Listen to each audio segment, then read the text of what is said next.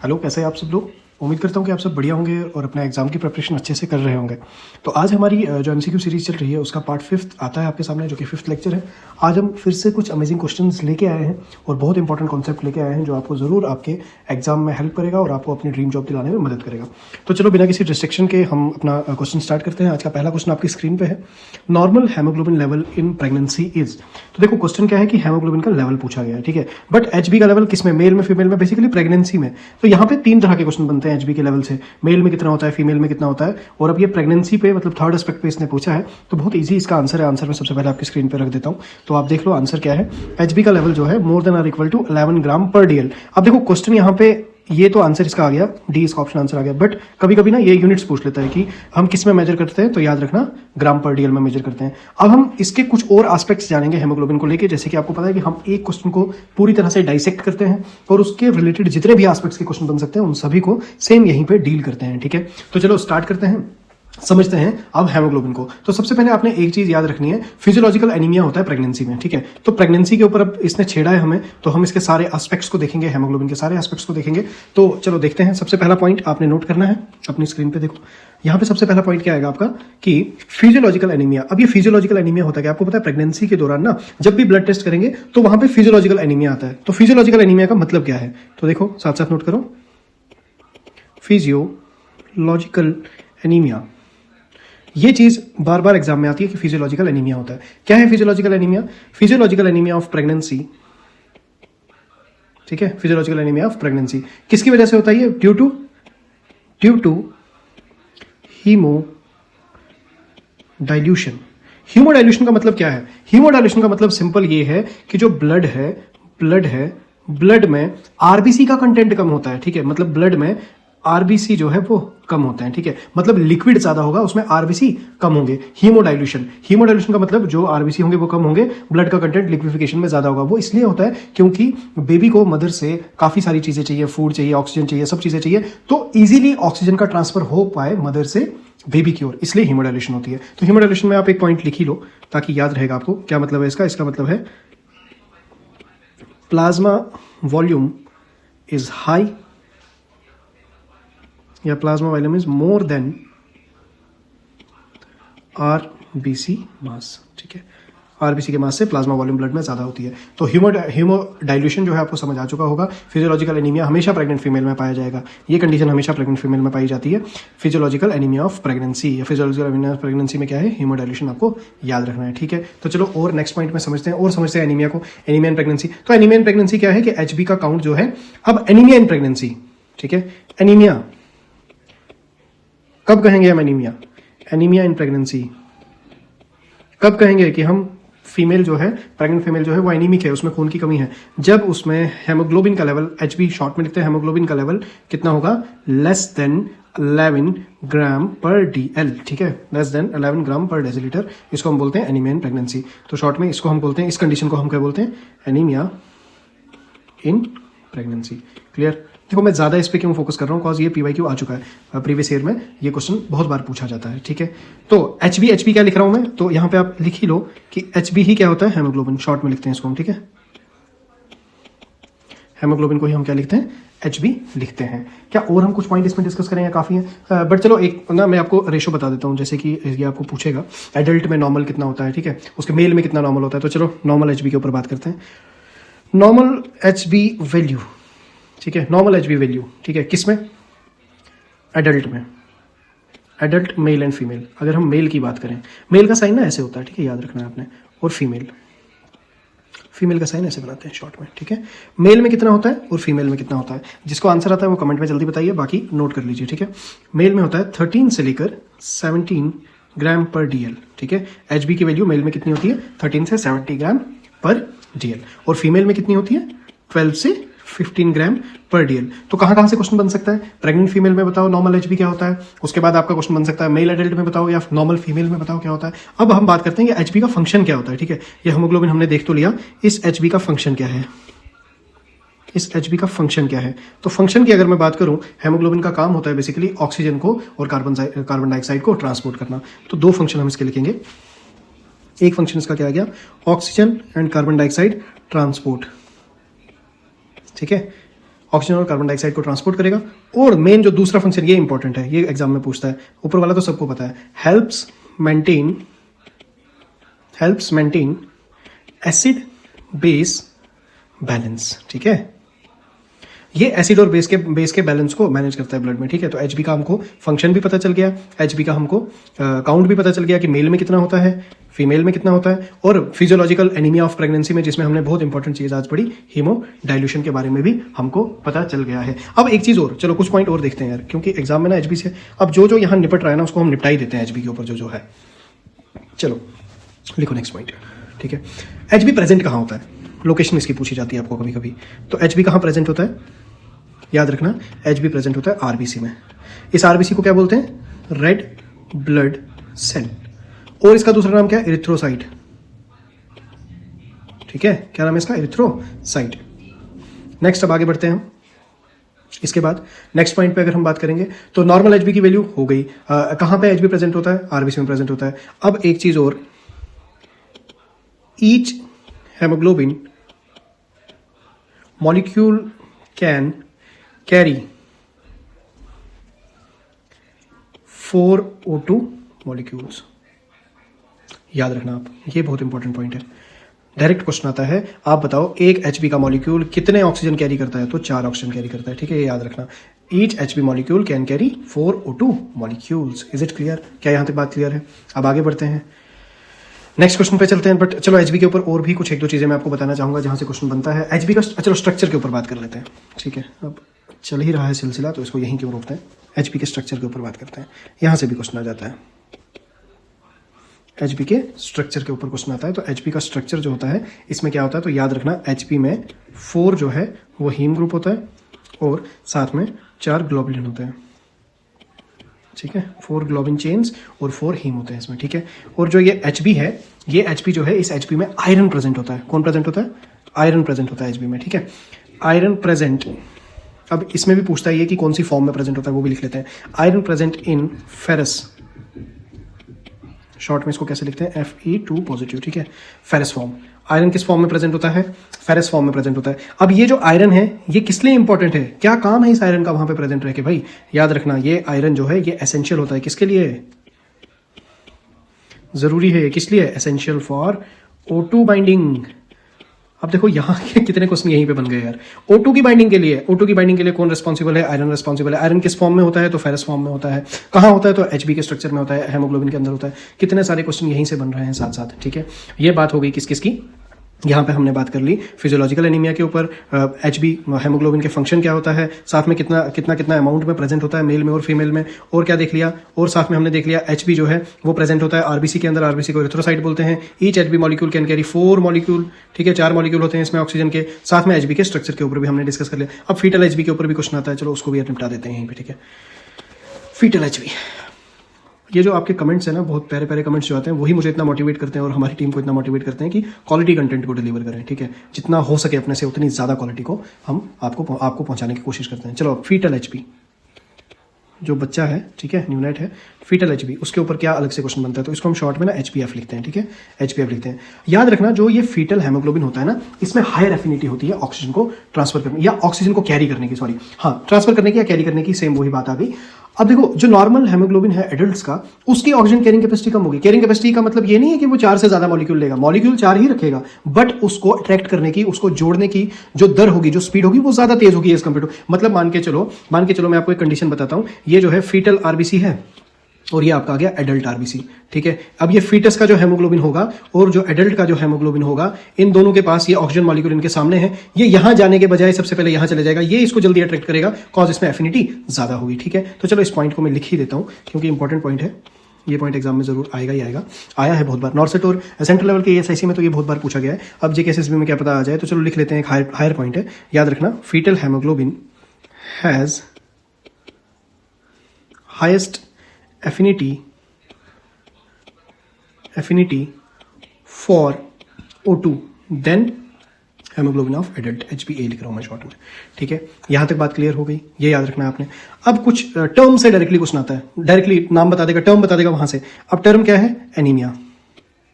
ये तो आपको पता है, एनीमिया का मतलब क्या हो गया, सिंपल, HB का काउंट कम होना। ठीक है, कम। इसका अपोजिट अगर आ गया, इसका अपोजिट अगर आ गया, अगर आपको उसने बोला बताओ HB बढ़ गया है, इस कंडीशन को क्या बोलेंगे, तो याद रखना इस कंडीशन को हम बोलते हैं पॉलीसाइथीमिया। याद रखना यहां से क्वेश्चन आता है, ठीक है, पॉलीसाइथीमिया, ठीक है, पॉलीसाइथीमिया यहां से भी क्वेश्चन बनता है। तो ये भी आपको डायरेक्टली कभी कभी टर्मिनोलॉजी से क्वेश्चन, वो ये ना JKSSB कहीं से भी पूछ लेगा। अब इजी होता है पेपर, बट बेसिक्स काफी क्लियर होने चाहिए आपके JKSSB में, ठीक है, इजी पेपर बनता है, बेसिक्स अच्छे होंगे तो यार तुम बहुत अच्छा एग्जाम करके आओगे और इस बार जॉब पक्की है तुम्हारी, ठीक है।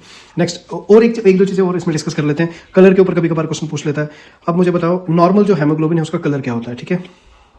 नॉर्मल हेमोग्लोबिन के कलर के ऊपर अगर हम बात करेंगे तो याद रखना ब्राइट रेड, ठीक है। इसी की वजह से तो यार ब्लड का कलर आपका रेड होता है, ठीक है, ब्राइट रेड, जो कि इसको हम बोलते हैं ऑक्सी हेमोग्लोबिन। ऑक्सीजन जुड़ा होता है इस हेमोग्लोबिन के साथ, इसको हम क्या बोलते हैं, ऑक्सी हेमोग्लोबिन। और अब ये जो हेमोग्लोबिन है ये बनता कहाँ है, यहां से भी क्वेश्चन आ जाता है, ठीक है। और एक पॉइंट आ गया, देखो कितने प्यारे रैशनल आ रहे हैं, ठीक है, एक ही क्वेश्चन में कितना। HB को तो हमने पूरे HB का खानदान ही पढ़ लिया यार इसमें, ठीक है। चलो एक और पॉइंट लिखो यार, थकना नहीं है, जॉब लेके रहना है इस बार, ठीक है। HB सिंथेसिस, HB सिंथेसाइज्ड इन, कहां पे सिंथेसाइज होता है, बहुत इंपॉर्टेंट है ये, लिखो एरिथ्रोब्लास्ट सेल में, ठीक है। एरिथ्रोब्लास्ट में कहां होता है ये एरिथ्रोब्लास्ट, एरिथ्रोब्लास्ट होता है बोन मैरो में, एरिथ्रोब्लास्ट ऑफ बोन मैरो, ठीक है, बहुत इंपॉर्टेंट पॉइंट है यार, इसको मैं स्टार लगा रहा हूं, ठीक है, एरिथ्रोब्लास्ट ऑफ बोन मैरो। यहां तक क्लियर है। अब लाइफ स्पेन की बात अगर कभी कभी HB का पूछता है ना, तो सेम यार HB RBC के अंदर है, तो RBC का और HB का सेम लाइफ स्पेन होता है, तो RBC और HB इनके अगर लाइफ स्पेन पे अगर क्वेश्चन आएगा कितनी देर तक जीवित रहते हैं, जिंदा रहते हैं, तो याद रखना 120 डेज। ये काफ़ी इंपॉर्टेंट और बेसिक सी चीज़ है, एग्जाम में पूछी जाती है। अब देखो यार ज़रा नज़र घुमा के तो देखो कितनी चीज़ें हमने क्लियर कर दी हैं। एक ही क्वेश्चन था, हेमोग्लोबिन के ऊपर था, ठीक है, टुच्चा सा इसका आंसर था, बट हमने क्या क्या इसमें देख लिया, सारे एस्पेक्ट को हमने हेमोग्लोबिन के इसमें क्लियर कर लिया है। तो बढ़े अब नेक्स्ट क्वेश्चन की ओर, एक क्वेश्चन हमारा कंप्लीट होता है। चलो अब देखते हैं दूसरा क्वेश्चन क्या है। दूसरा क्वेश्चन हमें पूछ रहा है डेंजर साइन, और ये जो मैं क्वेश्चन आपको दिखा रहा हूँ ना स्क्रीन पे, ये PYQs है यार, ये ठीक है, प्रीवियस ईयर में ये क्वेश्चन पूछे गए हैं एग्जाम में, ठीक है, आपके JKSSB में पूछे गए हैं, और भी कुछ सेंट्रल लेवल के एग्जाम से भी मैं क्वेश्चन वन लाइनर उठा के ला रहा हूँ जो मुझे रिलेवेंट लगते हैं, JKSSB में आ सकते हैं। बट फिर भी हम सिर्फ वो PYQ का वैसे सॉल्व नहीं कर रहे कि क्वेश्चन पढ़ा और आंसर बता दिया, नहीं, हम इसके एक एक रैशनल को, एक एक एस्पेक्ट को जानते हैं। तो चलो, danger sign in pregnancy include, हम कैसे यार, देखो क्वेश्चन को कैसे सॉल्व करना है। सबसे पहले हमको डेंजर साइन देखने, प्रेगनेंसी में क्या क्या डेंजर साइन आएंगे। मॉर्निंग सिकनेस लगता है तुम्हें डेंजर साइन है यार, मॉर्निंग सिकनेस, सुबह जब उठेगी फीमेल उससे सिकनेस होगी है ना, नॉजिया वॉमिटिंग का फील होगा, ये तो नॉर्मल है, ठीक है, ये तो नॉर्मल चीज है, ये तो होता ही है, ठीक है। हाइपरेमेसिस ग्रेविडम ऐसा कुछ बोलते हैं इसको। नेक्स्ट स्वेलिंग ऑफ फीट, अब फीमेल जो है उतनी मोबिलाइज नहीं रहती, ठीक है, उतना ज्यादा चलती फिरती नहीं है, और उसमें जो कलेक्शन है लिम्फ का वो ज्यादा फुट की तरफ रहता है, उतना ब्लड फ्लो जो है लेग्स का ज्यादा होता नहीं है, जिसकी वजह से थोड़ी बहुत स्वेलिंग तो देखने को मिलती है फीट्स में, ठीक है। उसके बाद माइल्ड बैक पेन, वो तो रहेगी थोड़ी बहुत बैक पेन, क्योंकि एम्बुलेशन ज्यादा नहीं है, चल फिर नहीं रही है, स्ट्रेचिंग ज्यादा नहीं कर पाती है, तो उसकी वजह से थोड़ा बहुत बैक पेन रहेगा। सीवियर हेडेक, ये थोड़ा ना सीरियस है प्रॉब्लम, ठीक है, ये याद रखना है आपने। तो देखो आंसर इसका बहुत ही सिंपल था, सिंपल सा आंसर था इसका, बट टेंशन नहीं लो, इसके रैशनल करेंगे यार अभी, ठीक है, इतना जल्दी आगे नहीं बढ़ेंगे, समझते हैं पूरा डेंजर साइन ऑफ प्रेगनेंसी को, और क्या क्या क्वेश्चन बन सकते हैं वो भी देखेंगे। तो सीवियर हेडेक में इंडिकेट प्री एक्लैम्प्सिया, ठीक है, प्री एक्लैम्प्सिया को इंडिकेट करता है, याद रखना है आपने। चलो अब समझते हैं जरा डेंजर साइन ऑफ प्रेगनेंसी, देखते हैं जरा क्या क्या इसमें एस्पेक्ट्स आएंगे। चलो भाई टॉपिक स्टार्ट होता है हमारा फिर से, डेंजर साइन इन प्रेगनेंसी, ठीक है, डेंजर साइन इन प्रेगनेंसी। पहले तो इसको हम समझते हैं कि डेंजर साइन होते क्या है, डेंजर साइन इन प्रेगनेंसी है क्या। याद रखना डेंजर साइन इन प्रेगनेंसी वो है जो इंडिकेट करेंगे सीरियस मैटरनल या फीटल कॉम्प्लिकेशन को, या तो माँ को बहुत दिक्कत हो रही है या तो बच्चे को कोई दिक्कत होने वाली है, ठीक है। तो लिख लो इसको, इंडिकेटिंग सीरियस मैटरनल और फीटल कॉम्प्लिकेशन, ठीक है, या तो मैटरनल या तो फीटल कॉम्प्लिकेशन होगी, जो कि रिक्वायर होगी, जिसके लिए हमको रिक्वायरमेंट पड़ेगी इमीडिएट, हमको इमीडिएटली क्या करना पड़ेगा, मेडिकल एडवाइस लेनी पड़ेगी, ठीक है, रिक्वायर्ड इमीडिएट मेडिकल अटेंशन, ठीक है, मेडिकल अटेंशन की रिक्वायरमेंट होगी।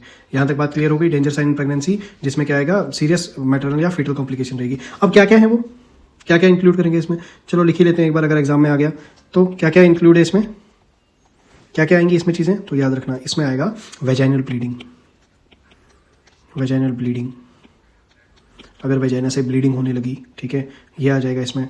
और क्या आएगा, और आएगा जैसे सीवियर हेडेक, वो तो ऑप्शन में ही था आपके, सीवियर हेडेक, ठीक है। और क्या आएगा, ब्लर्ड विजन, विजन का ब्लर हो जाना, ठीक है, blurred vision is it clear? और क्या आएगा इसमें? तो कन्वर्जन लिख लेते हैं, ठीक है, दोहरे आना कन्वर्जन, ठीक है। सीवियर एब्डोमिनल पेन, एबीडी में शॉर्ट में लिख रहा हूँ, सीवियर एब्डोमिनल पेन। और भी आएगा कुछ, लिख लो यार, और भी आएगा, क्यों नहीं आएगा। अब देखो स्वेलिंग इसने डाला था ना, यहाँ पे ट्विस्ट डाला था ना, यहाँ स्वेलिंग को काफी बच्चों ने ठीक किया होगा, क्योंकि स्वेलिंग है बट फीट्स की नहीं, याद रखना आपने, फीट्स की स्वेलिंग नहीं। फेस पे स्वेलिंग हो जाए, हैंड्स पे स्वेलिंग हो जाए, तब दिक्कत है। तो चलो ये वाला पॉइंट लिख लेते हैं साथ में, स्वेलिंग इन फेस या हैंड्स, ठीक है।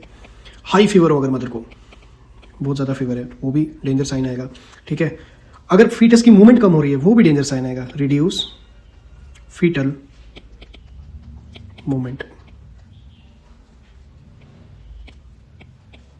Reduce fetal movement and lacking of, याद रखना, सॉरी एक चीज हो गई इसमें, तो ये भी आ गया, ये भी आ गया। हाँ एक चीज और है इसमें, अगर वेजाइना से कोई लीकेज आ जाए, ठीक है, ठीक है, फ्लूइड लीकेज लिख लो इसमें, फ्लूइड लीकिंग, ठीक है, फ्लूइड लीकिंग पर वेजाइना, ये लिख लो एक पॉइंट। अगर वेजाइना से कोई फ्लूइड लीक होने लगा, वो भी इसमें आ जाएगा, डेंजर साइन इन प्रेगनेंसी में, ठीक है। यहाँ तक क्लियर हो गया, तो डेंजर साइन हमको समझ में आ गया सारा, ठीक है। अब ये जो मॉर्निंग सिकनेस है, मॉर्निंग सिकनेस आ गया आपका, ठीक है, स्वेलिंग ऑफ फीट आ गया, या माइल्ड बैक पेन आ गया, ये तीनों जो है ना, ये तीनों कोई आपके डेंजर साइन नहीं है। तो ये क्या है, ये कॉमन है यार, ठीक है, इसमें लिख ही देते हैं हम पॉइंट, ठीक है। क्या है, common physiological,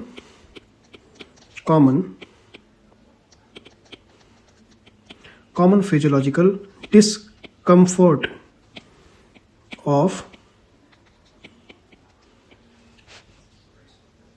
pregnancy and are not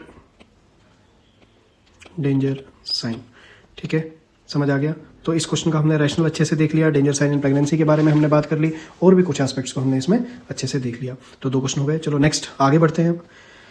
करवा चुका हूँ यार, ठीक है, बहुत ही ईजी है। एएनसी की विजिट के ऊपर क्वेश्चन पूछा गया है कि recommended number of ANC visit, जिस बच्चे ने पहले 3 लेक्चर देख लिए हैं, 3-4 लेक्चर देख लिए हैं, वो आंख बंद करके वो आंसर दे चुका होगा, ठीक है। तो एक्सप्लेनेशन आपके सामने रख रहा हूँ मैं। मिनिमम कितनी चाहिए एएनसी की विजिट, तो 4, ये याद रखना है आपने, ठीक है, 4 विजिट तो चाहिए ही चाहिए। अब एएनसी के ऊपर कुछ और क्वेश्चन आएगा, एएनसी के कुछ पॉइंट्स लिखवा तो दिए मैंने, चलो बट फिर भी मैं आपको एएनसी के कुछ पॉइंट्स और लिखवा देता हूँ, क्योंकि एएनसी ना इंपॉर्टेंट टॉपिक है यार, आता है इसमें से क्वेश्चन आ जाता है। तो पहले समझो एएनसी, ठीक है, एएनसी है क्या, एएनसी विजिट है क्या, ये एएनसी विजिट तो याद रखना, एंटीनेटल केयर विजिट, ठीक है, क्या बोलते हैं इसको हम, एंटीनेटल केयर विजिट कहते हैं। मिनिमम कितनी है एएनसी विजिट, मिनिमम कितनी विजिट है, तो याद रखना है 4 विजिट, ठीक है, 4 विजिट्स। अब कब जाना है एएनसी विजिट में, ठीक है, कौन सी विजिट है, और ये 4 हैं, 4 में कब जाना है हमको, ठीक है, टाइमिंग क्या है वो, तो याद रखना जो फर्स्ट विजिट होगी वो कब होगी, फर्स्ट विजिट होगी फर्स्ट ट्राइमेस्टर पे, याद रखना, फर्स्ट ट्राइमेस्टर पे फर्स्ट विजिट होगी। सेकंड विजिट कब होगी, तो सेकंड विजिट आपकी होती है सेकंड ट्राइमेस्टर पे, इजी है, सेकंड ट्राइमेस्टर पे सेकंड विजिट होगी।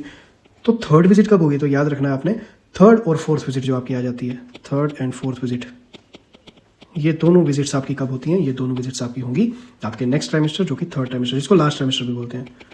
अब ये ट्राइमेस्टर क्या होता है, अगर इसमें भी किसी को कंफ्यूजन है तो यार तुमने पिछले लेक्चर नहीं देखे, मैंने ट्राइमेस्टर पे इतना बेसिक भी मैंने क्लियर किया है कि ट्राइमेस्टर क्या होता है। अभी मैं फिर से बता रहा हूँ, एक ट्राइमेस्टर में जो ट्राइमेस्टर होता है, ट्राई मीन्स 3, मिस्टर रख लो मंथ को, ठीक है, ऐसे याद रखो, 3 महीने का एक ट्राइमेस्टर, तो पहले 3 महीने, फिर दूसरे 3 महीने, ठीक है, पहले 3 महीने, फिर दूसरे 3 महीने, फिर तीसरे 3 महीने, क्लियर। तो 3, 3, 6, 3, 9, टोटल 9 मंथ की होती है प्रेगनेंसी, ठीक है। तो ट्राइमेस्टर आपको क्लियर होगा। और कुछ पॉइंट इसमें यार एएनसी में, कोई इंपॉर्टेंट पॉइंट और, तो याद रखना क्यों करते हैं हम ये एएनसी विजिट, क्या मिलेगा क्या हमको उससे, तो एक पॉइंट इसमें याद रखो जो डायरेक्टली एम्स में आ चुका है एक बार, तो अर्ली रजिस्ट्रेशन, जब हम अर्ली रजिस्ट्रेशन करेंगे of pregnant women should be done, इसको ऐसे लिखते हैं यार, early registration of pregnancy should be done within 12 weeks। याद रखना जो रजिस्ट्रेशन होगी वो 12 वीक से पहले होनी चाहिए, ठीक है। और याद रखना इसमें ही, इसी में जो हम ये जैसे ही रजिस्ट्रेशन कर लेते हैं, इसी में हम IFA की सप्लीमेंटेशन भी देते हैं। IFA क्या था, मैंने आपको बताया था, आयरन एंड फॉलिक एसिड। सब एक एक चीज़ मैंने क्लियर करवाई है पिछले लेक्चर्स में। सीक्वेंशियली देख रहे होंगे तो आपको मजा आ रहा होगा। बीच में अभी ये लेक्चर देख रहे हो तो कोई बात नहीं, इसको कंप्लीट करो, बाद में वापस जाके लेक्चर 1 2 3 4 सीक्वेंस से देखो। रोज रोज लेक्चर, हर अल्टरनेट डेज में लेक्चर आ रहे हैं, रिवीजन करो। एक ही क्वेश्चन में न जाने कितने टॉपिक्स हम क्लियर कर रहे हैं, ठीक है। IFA सप्लीमेंटेशन लिख लो इसको।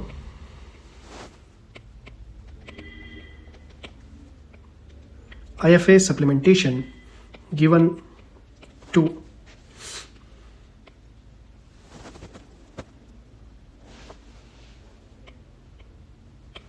pregnant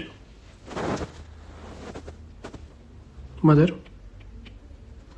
to prevent, किसको प्रिवेंट करना है, एनीमिया को, ठीक है। किसको प्रिवेंट करना है, एनीमिया को, जो एनीमिया प्रेगनेंसी में होता है, ठीक है। यहाँ तक बात क्लियर हो गई। अब हो गया ANC के हमारे कुछ पॉइंट्स, इंपॉर्टेंट पॉइंट, विजिट कब होती है, क्या होती है, ये सब याद रखना है। अब ये ANC विजिट में होता क्या है, चलो यार इसको थोड़ा और ज़्यादा रिकॉर्ड करते हैं। ANC विजिट में होगा क्या, वहाँ पे जाएंगे तो क्या टेस्ट वगैरह क्या होंगे, तो लिखो ये पॉइंट फिर से लिख लेते हैं, इसको भी लिख लेते हैं, निपटा देते हैं यहीं पे। ड्यूरिंग ईच ANC विजिट क्या क्या होगा वहाँ पे, ठीक है। क्या क्या होगा ANC विजिट में, तो BP चेक किया जाता है, ठीक है। ब्लड प्रेशर को चेक किया जाता है। चलो जल्दी से मुझे कमेंट में बताओ, नॉर्मल BP क्या होता है, सिस्टोलिक कितना होता है, डायस्टोलिक कितना होता है, और ब्लड प्रेशर BP अपरेटस के ऊपर मैंने क्वेश्चन पूछा था पीछे भी, किसी ने कमेंट नहीं किया, BP अपरेटस को क्या बोलते हैं, ठीक है। चलो इसमें मैं बता देता हूँ, स्फिग्मोमैनोमीटर बोलते हैं, बट आप सिस्टोलिक डायस्टोलिक कितना होता है, नॉर्मल कितना होता है, और हाइपरटेंशन स्टेज 1 स्टेज 2 क्या रेशो होती है, सब पढ़ा चुका हूँ। जल्दी से कमेंट में बताइए, ठीक है। BP देखते हैं, वेट देखते हैं, ठीक है। BP देखेंगे, वेट देखेंगे, हाँ HB को देखेंगे, ठीक है, हेमोग्लोबिन को देखेंगे। यूरिन टेस्ट करते हैं, यूरिन में क्या क्या देखेंगे, यूरिन में याद रखना शुगर देखते हैं, क्योंकि आपको पता होगा कि गेस्टेशनल डायबिटिक मदर, ठीक है, डायबिटीज़ होता है उस दौरान में, ठीक है, उसको क्लोजली मॉनिटर करना पड़ता है। कॉज उससे रीज़न एक माइक्रोसोमिया हो जाता है। अगर GDM मदर होगी तो बेबी जो है 4 kg से ज़्यादा, माइक्रोसोमिया आगे कॉम्प्लिकेशंस होती है, इसलिए हमको शुगर देखना पड़ता है और एल्बुमिन देखते हैं, ठीक है। यूरिन टेस्ट में क्या क्या देखते हैं, शुगर एंड एल्बुमिन। और क्या देखेंगे, हाँ, और फीटस को देखेंगे, ठीक है। फीटस का क्या देखेंगे यार, फीटल की हार्ट रेट देखते हैं, फीटल हार्ट रेट, ठीक है। क्या क्या देखेंगे, फीटल हार्ट रेट देखेंगे। याद रखना फीटल हार्ट रेट को जरूरी देखना है, ठीक है। फीटल हार्ट रेट इसको लिख ही लेता हूँ, मस्ट बी असेस्ड, क्लियर। तो ANC visit, during ANC visit हम क्या क्या देखते हैं वो सारी चीज़ें देख ली हमने, और काउंसलिंग करेंगे, ठीक है। और ANC विजिट में जो फीमेल हमारे पास आई है प्रेग्नेंट वुमेन, उसकी हम काउंसलिंग करते हैं, ठीक है। काउंसलिंग ड्यूरिंग ANC, ठीक है, include counselling during ANC includes क्या क्या है इसमें, न्यूट्रिशन के बारे में बताएंगे, फीमेल को रेस्ट कितना करना है, स्लीप कितनी लेनी है, उसके बारे में बताएंगे। डेंजर साइन बहुत इंपॉर्टेंट है, ठीक है। डेंजर साइन बताएंगे, डेंजर साइंस के ऊपर बताएंगे कि ये होगा तो जल्दी से आपने डॉक्टर के पास आ जाना है, दिखाना है, इसको लाइटली नहीं लेना, ठीक है। और क्या होगा, और इंस्टीट्यूशनल डिलीवरी के ऊपर बताएंगे। ये नहीं कि वो घर पे कहीं दाई वाई का अरेंज कर ले और वो अपने लिए कॉम्प्लिकेशन कर ले, तो इंस्टीट्यूशनल डिलीवरी, उसके बेनिफिट्स, उसके सारी चीज़ें उसको समझाएंगे, ठीक है। इंस्टीट्यूशनल डिलीवरी के बारे में बताएंगे। और सबसे इंपॉर्टेंट ब्रेस्ट फीड, ठीक है। ब्रेस्ट फीडिंग के ऊपर मदर को हम समझाएंगे। क्या क्लियर हो गया? देखो अब क्वेश्चन ANC के ऊपर था, जबकि ANC को ना पिछले लेक्चर्स में काफ़ी एक्सप्लेन कर चुका हूँ, बट फिर भी कुछ पॉइंट्स आज फिर से मेरे दिमाग में आए तो मैंने सोचा कि करवा देता हूँ। ANC के ऊपर कुछ और इंपॉर्टेंट पॉइंट्स हमने अभी कर दिए हैं। तो चलो नेक्स्ट आगे बढ़ते हैं नेक्स्ट क्वेश्चन के ऊपर। अब नेक्स्ट क्वेश्चन हमारे पास है IUCD। इंपॉर्टेंट है, बहुत इंपॉर्टेंट है, एग्जाम में बहुत बार पूछा गया IUCD के ऊपर। सबसे पहले अब तुम्हें इसकी फुल फॉर्म तो पहले पता हो, तो याद रखना intrauterine contraceptive device. Intra means अंदर, यूट्रस के अंदर कॉन्ट्रासेप्टिव डिवाइस का इंसर्शन। क्या है ये क्वेश्चन? क्या है? IUD इज है। क्या है IUD? क्या परमानेंट मेथड है? क्या एक बार हमने IUD इंसर्ट कर दी उसके बाद फीमेल कभी भी प्रेग्नेंट नहीं होगी? यार ये तो बहुत बेसिक सी चीज़ है, तो बिल्कुल ऐसा नहीं है। क्या ये टेम्परेरी मेथड है? क्या ये इमरजेंसी मेथड है कि अगर प्रेगनेंसी हो गई है तो एकदम से हमको मतलब अनप्रोटेक्टेड सेक्स किया है तो क्या उस टाइम हम रिकमेंड करेंगे इसको? तो नहीं, इमरजेंसी मेथड भी नहीं है। क्या ये नेचुरल मेथड है? यार हम यूज कर रहे हैं किसी चीज़ को, ठीक है। नेचुरल मेथड में क्या आता है? कॉइटस इंटरप्टस आ जाता है, याद रखना है आपने, ठीक है। और क्या आता है? लैक्टेशनल एमेनोरिया आता है। ये दो चीज़ें याद रखना। लैक्टेशनल एमेनोरिया पीछे में डिस्कस किया है मैंने, एक ब्रेस्ट फीडिंग जब मैंने पढ़ाया था। नेचुरल मेथड में दो चीज़ें आएंगी, एक तो coitus interruptus at the time of ejaculation, जब इंटरकोर्स हो रहा होगा मेल और फीमेल के बीच में, उस टाइम पे जैसे ही मेल को लगेगा मेरा एजैकुलेट होने वाला है स्पर्म, तो वो क्या करेगा? पेनिस को बाहर अट्रैक्ट कर देगा और सारा सीमन बाहर ही इजेक्ट कर देगा, जिसको बोलते हैं क्वाइटस इंटरप्टस। और दूसरी टेक्निक है लैक्टेशनल एमेनोरिया, ये भी नेचुरल मेथड है। लैक्टेशनल एमेनोरिया क्या होता है, डिलीवरी के जस्ट बाद कुछ महीने, लगभग 6 महीने तक फीमेल को कोई ओवुलेशन नहीं होती, तो एनओवुलेशन स्टेज होती है, कोई ओवुलेशन नहीं होगी, कोई मेंस्ट्रुअल साइकिल नहीं होगा, तो मतलब जो भी वो अनप्रोटेक्टेड सेक्स होगा तो वहाँ पे कोई बेबी होने की संभावना नहीं है, तो नेचुरल कॉन्ट्रासेप्शन है। ठीक है, तो इसका आंसर है बी। ठीक है, आंसर क्या है इसका, बी। IUCD क्या है, ये एक टेम्परेरी कॉन्ट्रासेप्टिव मेथड है। बट आपको जैसे पता है कि हम यहीं पे नहीं रुकेंगे, इसको और डिकोड करेंगे और अच्छे से पढ़ेंगे इसको, क्योंकि IUCD कॉन्ट्रासेप्टिव उनके ऊपर ना बहुत भर भर के क्वेश्चन पूछते हैं यार। ये इंपॉर्टेंट क्या मतलब, ये फेवरेट टॉपिक है आपके एग्जामिनर्स का, वो चाहे कोई भी एग्जाम हो। ठीक है, तो ये इंपॉर्टेंट, यहाँ से क्वेश्चन पक्का ही पक्का है। तो चलो IUCD को डिकोड करते हैं। सबसे पहले समझते हैं IUCD है क्या। IUCD क्या है, इसकी फुल फॉर्म तो लिखो, intra uterine contraceptive device, intra uterine contraceptive device. ठीक है, अब देखो ये जो इंट्रा यूट्राइन कॉन्ट्रासेप्टिव डिवाइस है, ये लॉन्ग एक्टिंग है या शॉर्ट एक्टिंग है, याद रखना है ये लॉन्ग एक्टिंग डिवाइस है। यहां से भी क्वेश्चन बनता है, तो देखो शुरुआत हो चुकी है क्वेश्चन की भरमार की। तो ये क्या है, लॉन्ग एक्टिंग रिवर्सिबल, ये बहुत इंपॉर्टेंट चीज लिख ली। ठीक है, रिवर्सिबल मतलब IUCD हम रिमूव करेंगे तो खत्म हो गई बात, रिवर्सिबल है। ऐसा कुछ नहीं है कि परमानेंट फीमेल फर्टाइल हो जाए, परमानेंट फीमेल इनफर्टाइल हो जाएगी, वैसा कुछ नहीं है। यहाँ पे कोई ऐसा हमने हिस्टेक्टोमी, कोई यूट्रस रिमूव नहीं किया। ठीक है, कोई ऑफरिक्टोमी, कोई ओवरी रिमूव नहीं की। ठीक है, ऐसा कुछ हमने नहीं किया, तो ये रिवर्सिबल मेथड है। तो क्या क्या है इसमें, लॉन्ग एक्टिंग है, रिवर्सिबल है, और क्या लिखेंगे इसमें साथ में हम, लॉन्ग एक्टिंग रिवर्सिबल कॉन्ट्रासेप्टिव। ठीक है, याद रखना यहाँ से बहुत इंपॉर्टेंट है ये। तो इसको शॉर्ट फॉर्म इसको क्या लिखते हैं, LARC। ठीक है, मेथड LARC मेथड होता है ये। ठीक है, long acting reversible contraceptive method. Is it clear, यहाँ तक क्लियर हो गया। अब IUCD में आता क्या क्या है, तो याद रखना आपने, कॉपर टी आपने सुना होगा। ठीक है, IUCD में क्या होता है, तो कॉपर टी याद रखना इसको, 380A। ठीक है, नाम है इसका कॉपर टी 380A। ये जो है ना, इसके ऊपर क्वेश्चन बनेगा आपको इस बार JKCS में, यहाँ से क्वेश्चन आएगा पक्का, मैं बता रहा हूँ। ठीक है, डायरेक्टली नाम पूछ लेगा इसके। ठीक है, कॉपर टी 380A ये क्या है, कब तक इफेक्टिव रहती है, बहुत इंपॉर्टेंट पॉइंट लिख रहे हो आप, याद रखना ये इफेक्टिव रहती है आपकी लगभग 10 साल तक। ठीक है, इसीलिए तो लॉन्ग एक्टिंग है। ठीक है, अब बीच में आप 10 साल तक इफेक्टिव, आप 5 साल में निकाल दो इसको, तो रिवर्सिबल भी है, निकाल दिया तो खत्म बात, बहुत जल्दी इसका इफेक्ट खत्म हो जाता है। ठीक है, इफेक्टिव ये कब तक रहेगी, effective for up to 10 years. Is it clear, 10 साल तक ये इफेक्टिव रहेगी। यहां तक बात क्लियर हो गई। अब IUCD के ऊपर हमने क्या क्या देख लिया, ये क्या बोलते हैं इसको लॉन्ग एक्टिंग है, रिवर्सिबल है, ये सारी चीजें देख ली। और एक चीज और समझो इसमें, जो IUCD है ये प्रिवेंट करती है प्रेगनेंसी को, ये तो आपको पता है, बट कैसे, ये कैसे प्रेगनेंसी को प्रिवेंट कर रही है, क्या इसका एक्शन क्या है, तो एक्शन से क्वेश्चन बनता है। तो इसका एक्शन क्या है, एक्शन से जो क्वेश्चन बनेगा, सॉरी यहां देख लो आप, एक्शन से क्वेश्चन क्या बनता है इसका, देखो IUCD intra uterine contraceptive device prevent करता है किसको, प्रेगनेंसी को, शॉर्ट में लिख रहा हूं PREG, prevent pregnancy bye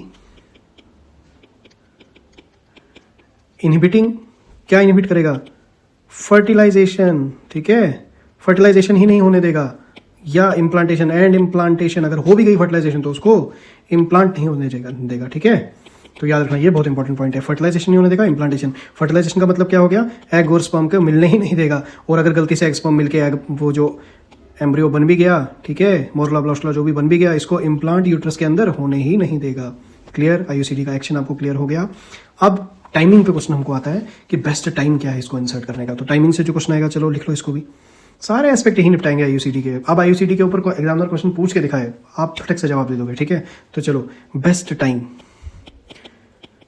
best time क्या है इसका, best time for IUCD insertion. ठीक है, best time for IUCD insertion is during और जस्ट आफ्टर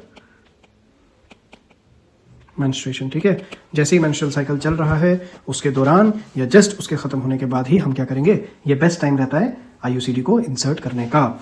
और यहाँ पे एक चीज और मैं आपको बता दूं, बेस्ट टाइमिंग तो ये आ गई, इसके साथ साथ जो आपकी ये जब डिलीवरी हो गई, डिलीवरी के बाद अगर हमको IUCD इंसर्ट करना हो, या मान के चलो 2 बेबीज हो गए, अब उन्होंने कहा कि नहीं अब हमको कॉन्ट्रासेप्टिव मेथड चाहिए, तो क्या रिकमेंड करेंगे हम उनको रिकमेंड करेंगे IUCD intra uterine contraceptive device. क्यों, क्योंकि आफ्टर प्लासेंटा, जैसे ही प्लासेंटा डिलीवर हो जाता है उसके 10 मिनट के अंदर ही हम क्या कर देते हैं, IUCD उसमें इंसर्ट कर देते हैं। सेफ मेथड है, ईजी मेथड है। तो चलो ये वाला पॉइंट भी लिख लो, आ चुका है एग्जाम में।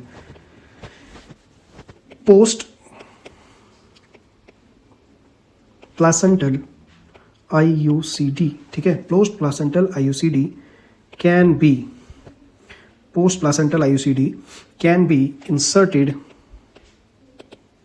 विद इन, ये विद की स्मॉल शॉर्ट फॉर्म है, विद इन 10 मिनट्स, याद रखना, ठीक है।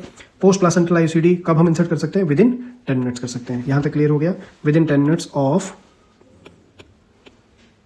प्लासेंटल डिलीवरी, पूरा ही लिख लेते हैं इसको, ठीक है, with in 10 minutes of placental delivery. Is it clear? क्या ये पॉइंट आप सभी को क्लियर हो चुका है?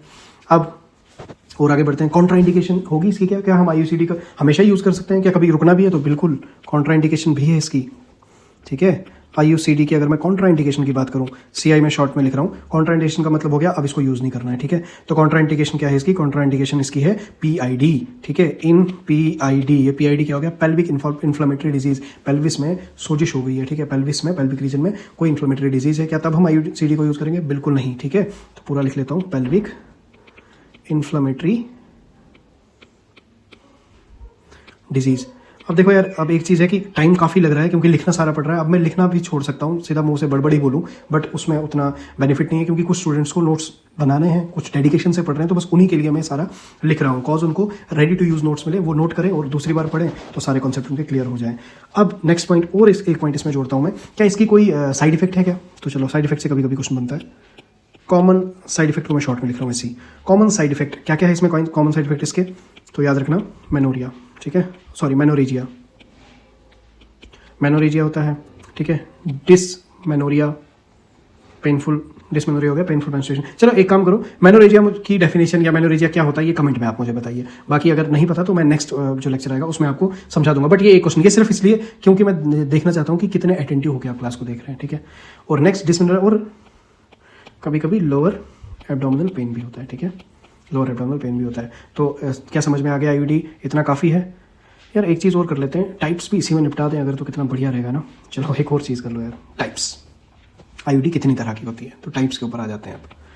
आईयूडी की टाइप्स के ऊपर आ जाओ। अब मैं टाइप्स की अगर बात करूं, आईयूडी की टाइप्स की अगर मैं बात करूं, तो ये मेडिकेटेड हो, नॉन मेडिकेटेड होती हैं, ठीक है। एक नॉन मेडिकेटेड होती हैं। अगर हम नॉन मेडिकेटेड की बात करें, non medicated intra uterine device, contraceptive device, तो कौन से हो गए? लिप स्लॉप, ठीक है, लिप स्लॉप याद रखना है। अब लिप स्लॉप क्या है, गूगल करोगे तो डायरेक्टली आपको इमेज दिख जाएगी। और दूसरा क्या है? कॉपर बेस्ड होते हैं। पहला आ गया नॉन मेडिकेटेड, दूसरा आ गया कॉपर बेस्ड,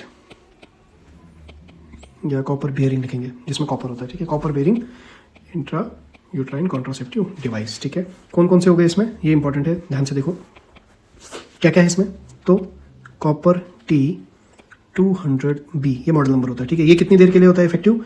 तो 3 ईयर्स के लिए, 3 ईयर्स के लिए, मतलब शॉर्ट टाइम के लिए करना है तो CUT यूज़ करेंगे, ठीक है।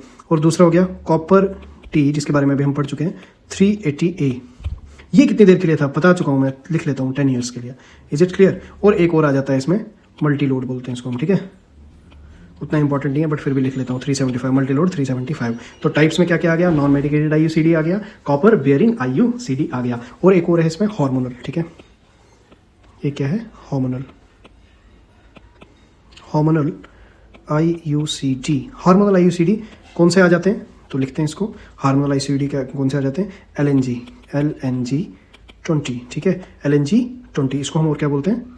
मैरीन, ठीक है, मैरीन, मैरीना, जो भी पढ़ना है तो पढ़ सकते हो। ये इफेक्टिव कितनी देर तक होती है? तो 5 साल के लिए, ठीक है, 5 ईयर्स के लिए इफेक्टिव होती है, 5 साल के लिए इफेक्टिव होती है मैरीन आपकी। Is it clear? समझ आ गया? अब ये कॉपर टी में कॉपर का क्यों यूज़ करते हैं तो लिख लेते हैं यहाँ पे छोटा सा, Cu का यूज़ क्यों किया जाता है? तो याद रखना, कॉपर आयन जो है ये क्या होता है? ये कॉपर आयन जो है ये टॉक्सिक होता है स्पर्म के लिए, तो स्पर्म पे इफेक्ट करेगा ये, ठीक है, टॉक्सिक टू स्पर्म।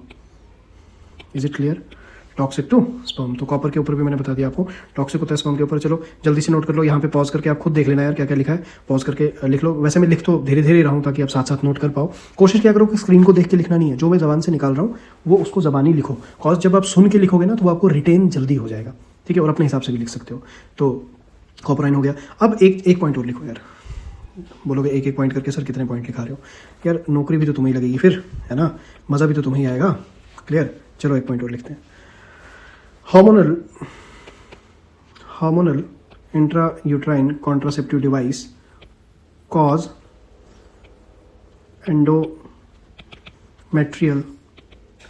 थिनिंग। याद रखना, ये बहुत इंपॉर्टेंट पॉइंट लिख रहे हैं, बहुत ज़्यादा इंपॉर्टेंट। हार्मोनल आईयूसीडी का एक्शन बता रहा हूँ मैं, ठीक है, एक्शन क्या है इसका, कैसे काम करेगा। तो hormonal IUCD cause endometrial thinning, endometrium को थिन करेगा। अभी एंडोमेट्रियम क्या है, एंडोमेट्रियम यूट्रस की सबसे इनर लेयर होती है। कमेंट में जल्दी मुझे आप यूट्रस की लेयर्स का नाम बताओ, वॉल्स का नाम बताओ, ठीक है, 3 होती हैं, तीनों का नाम लिखेंगे। एक तो मैं बता चुका हूँ एंडोमेट्रियम अभी, ठीक है, एंडोमेट्रियम की थिनिंग करता है ये, एंडोमेट्रियल थिनिंग। और क्या करेगा, थिक करेगा किसको, सर्विकल म्यूकस को। सर्विकल म्यूकस को क्यों थिक करेगा यार, जब सर्विकल म्यूकस ही थिक हो जाएगा तो मुझे बताओ स्पर्म एंटर कहां से करेगा, यूट्रस के अंदर एंट्री नहीं कर पाएगा, एंट्री ब्लॉक कर देगा। तो 2 एक्शन है इसके, एक तो एंडोमेट्रियम को थिन करता है, पतला करेगा, जिससे एंडोमेट्रियम को थिन करने का क्या फायदा, एंडोमेट्रियम ही थिन होगा तो उसमें इंप्लांटेशन ही नहीं हो पाएगी, ठीक है, एग जो है वो ठहर ही नहीं पाएगा। इज इट क्लियर, समझ आ गया। तो चलो नेक्स्ट अगले क्वेश्चन पे बढ़ते हैं। चलो एक पॉइंट और लिखवा देता हूँ मैं आईयूसीडी में, ये बस लास्ट, ये सच में लास्ट है, प्रॉमिस, ये लास्ट पॉइंट है, ठीक है, इंपॉर्टेंट है यार, क्या करूँ, नहीं छोड़ सकते ना कुछ भी, अब कहीं से भी क्वेश्चन बन गया। अब आपने इतना ट्रस्ट दिखाया है तो हमें मेहनत करनी ही पड़ेगी, ठीक है। आईयूसीडी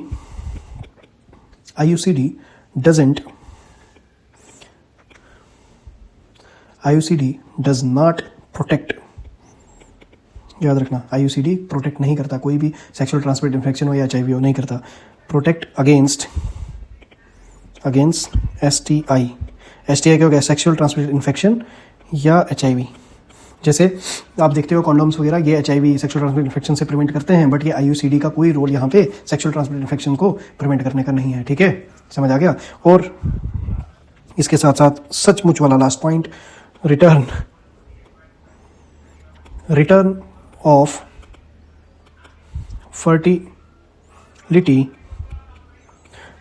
फर्टिलिटी इज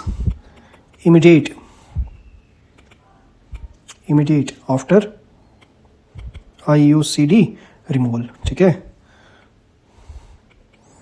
तो देखो कितने पॉइंट हो गए यार, यहाँ पे थोड़ा मैं लाइन मार दूं ताकि खिचड़ी बहुत पक चुकी है। तो चलो देखो क्या क्या हमने देखा अभी इसमें, हमने क्या क्या देखा, हार्मोनल आईयूसीडी जो है वो कॉज क्या करती है, एंडोमेट्रियम की थिनिंग करती है, सर्विक्स को थिक कर देगी, और आईयूसीडी कोई रोल नहीं निभाता एसटीआई को और एचआईवी को प्रिवेंट करने में। और रिटर्न ऑफ फर्टिलिटी, अगर फर्टिलिटी की बात करें, जैसे ही हम आईयूसीडी को रिमूव करेंगे तो कुछ ही देर के बाद, कुछ ही दिनों के बाद जो है रिटर्न हो जाएगी आपकी फर्टिलिटी फीमेल की। इज इट क्लियर, सवाल था एक, जवाब देखो कितने आ चुके हैं, कितने सारे पॉइंट्स हमने पढ़ लिए हैं, ठीक है, मजा आ रहा है ना। चलो नेक्स्ट आगे बढ़ते हैं। चलो ये लास्ट क्वेश्चन करते हैं यार, काफ़ी टाइम हो गया, इसको लास्ट क्वेश्चन को निपटाते हैं, यहीं पे करवा चुका हूँ। जेएसवाई स्कीम बता चुका हूँ, जेएसवाई स्कीम में पढ़ा चुका हूँ, ठीक है, क्या है ये, जननी सुरक्षा योजना पढ़ा चुका हूँ। जननी सुरक्षा योजना स्कीम इज रिलेटेड टू, नाम में ही काम है भाई, जननी, जब जननी आ गया तो मतलब जननी कौन, जन्मदाता, जन्मदाता कौन, मतलब मदर माँ।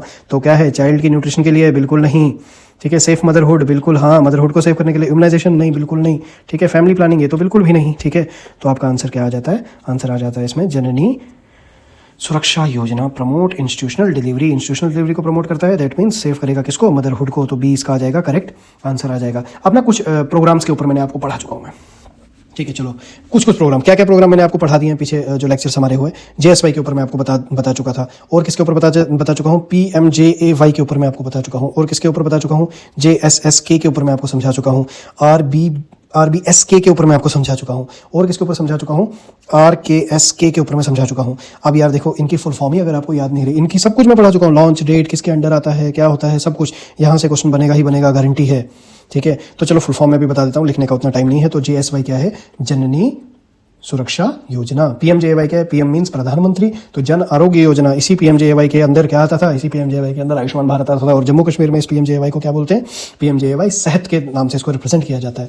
जेएसएसके क्या है, जननी शिशु सुरक्षा योजना। जननी मीन्स मदर, शिशु मीन्स बेबी, और दोनों की सुरक्षा की योजना है ये। आरबीएसके क्या है, राष्ट्रीय बाल स्वास्थ्य कार्यक्रम, जो राष्ट्रीय बाल स्वास्थ्य कार्यक्रम है, इसमें जो बच्चे आते हैं 0 से 18 ईयर्स तक, उनके ऊपर सब कुछ, मतलब उनका नशा मुक्ति वगैरह वो सारा सब यार डिटेल में पढ़ा चुका हूँ। आरकेएसके क्या है, राष्ट्रीय किशोर स्वास्थ्य कार्यक्रम, ठीक है, राष्ट्रीय किशोर स्वास्थ्य कार्यक्रम, ठीक है। ये सारे कार्यक्रम मैं आपको पढ़ा चुका हूँ, एक एक चीज़ मैं आपको बता चुका हूँ, ठीक है। तो देखो यार फिर से आपको एक चीज़ मैं बता दूं, ये जो भी लेक्चर्स आपको दिए जा रहे हैं, काफ़ी ज़्यादा रिसर्च के बाद बहुत सारी चीज़ें इसमें इंक्लूड करने का सिर्फ यही मकसद बनता है कि आपको क्वालिटी कंटेंट मिले, कोई डिस्ट्रक्शन के बिना, ठीक है। और ज़्यादा इन्फॉर्मेशन के लिए, रोज़ अपडेटेड रहने के लिए, सोशल मीडिया तो आप यूज़ करते हो यार, तो इंस्टाग्राम पे आपने क्या करना है, PNW ऑफिशियल को सेम यही चैनल आएगा, इसी तरह का लिखा है, इसको फॉलो करना है। इस पर रोज़ मेडिकल की रील्स चल रही हैं, ठीक है, रोज़ कुछ क्वेश्चन, कुछ इंपॉर्टेंट टॉपिक्स, ठीक है, वो सब इस पर हम डालते हैं, तो रोज़ सामने देखो, देखते रहोगे तो आपको वो याद भी होते रहेगा। तो डिस्ट्रक्शन फ्री खुद को रखो, क्वालिटी कंटेंट के लिए इसको फॉलो करो। नेक्स्ट आपको हमारा व्हाट्सएप चैनल जो है फॉलो करना है, इस पर क्या है कि रोज़ हम क्वेश्चन प्रैक्टिस करवाते हैं, हर सुबह इस पर 5 से 10 एमसीक्यू में डालता हूँ रिसर्च करके, जो कि आपके एग्जाम में आने वाले होते हैं।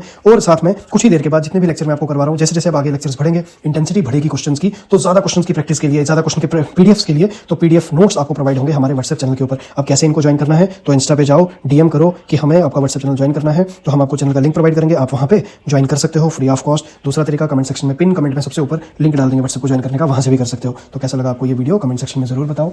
आपके कमेंट्स जो है वो हमें मोटिवेटेड रखते हैं, हमें अपनी next video, next quality content डालने के लिए टीम भी मोटिवेटेड रहती है। आपके बहुत ही प्यारे प्यारे कमेंट्स हमको आए हैं, तभी जाके हमें काम करने का आगे ज्यादा जुनून, ये ज्यादा मोटिवेशन मिला है, तभी जाके लेक्चर्स की सीरीज जो है वो कंटिन्यू रह पा रही है।